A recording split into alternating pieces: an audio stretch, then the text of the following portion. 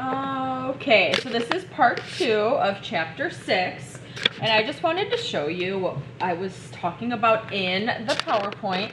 So we're in the HCPCS Level 2 book. The first thing we talked about was ambulance codes. If you go to page 112 of your code book, you will see it starts with ambulance modifiers, which we talked about. So these modifiers are used on claims for capturing by combining two alpha characters. So each alpha character represents an origin source code or a destination code. So if, like we said in the PowerPoint, if the patient is taken from a scene of an accident and then transported to the hospital, the modifier would be SH.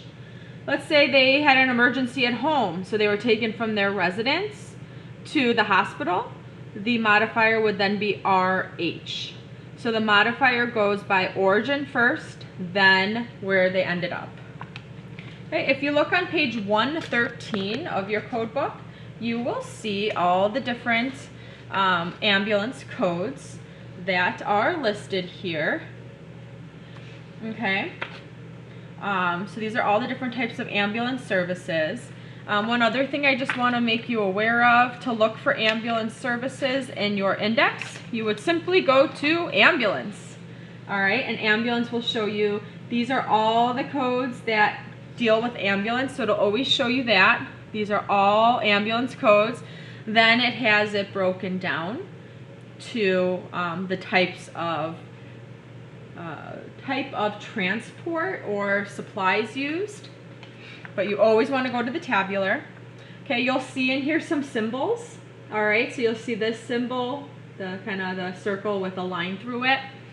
If you look on the bottom, just like CPT, on the bottom of your book, they're going to have all these modifiers listed. So you'll see that that symbol means it's not covered or valid by Medicare. Okay, there's a reason for that. You'll see that some of these codes say this is Medicaid only. All right, which makes sense that Medicare wouldn't cover that. Okay, you'll see another symbol on this side, which is kind of like an asterisk. And that asterisk means carrier discretion. So it means it depends on the insurance if they cover it. Okay, so it just has a lot of different, you'll see a couple different symbols here that you can read down here of what they mean. But you'll see all of the ambulance codes listed up through.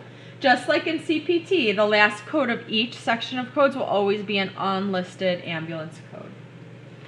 Okay, the last thing, oh yeah, so also important for ambulance codes, make sure that you add the modifier if asked in the homework.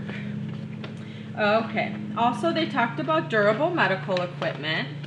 Okay, so let's say like a common durable medical equipment maybe would be a wheelchair. Maybe the patient needs help getting around the house or around when they are out and about. So the doctor orders a wheelchair for that patient. All right, wheelchair is durable medical equipment, and you would find it under W in the index. All right, and then it's going to show you all the codes that are related. And yes, you do have to look. So if you can't find something more specific here, you'll have to look through all of these codes to find your correct code. All right, so durable medical equipment is typically just under the name of what equipment they are ordering. There is a durable medical equipment category in the index, but you're not going to find everything here. You may find what you're looking for, the most common things, but not everything will be here. For example, I know a nebulizer is considered durable medical equipment. I don't see it listed under nebulizer. Okay, lastly, the table of drugs is right after the index. So it starts on page 46. All right, So it does give you this method of administration like I showed you in the PowerPoint. There is a key here as well in case you can't remember what each of them means. So very important to verify the route. For example, let's say in the hospital they gave the patient ibuprofen. Now you know that ibuprofen can be given orally. However, if the patient has an IV and they're in the hospital and maybe they just, can't swallow or something, they give it to them through the IV, you want to make sure you select the code that says intravenous versus oral. Okay, so very important to keep track of that. Also, like I said in the PowerPoint, if the drug, for example, let's say they gave the patient 50 IU of Atigen, you would have to report this code twice. So it'd be J2505 twice, or 2 units put on the claim form. All right, and everything here is in alphabetical order. So it's really very easy to use. So just know that when it comes to drugs, if you are coding for drugs, always go to the table of drugs. Way easier to find what you're looking for. And that, like I said, again, that's on page 45. Starts on page 45 of your HCPCS book, the table of drugs. All right, so that is basically chapter 6. So just make sure you always start in your index, confirm in your tabular.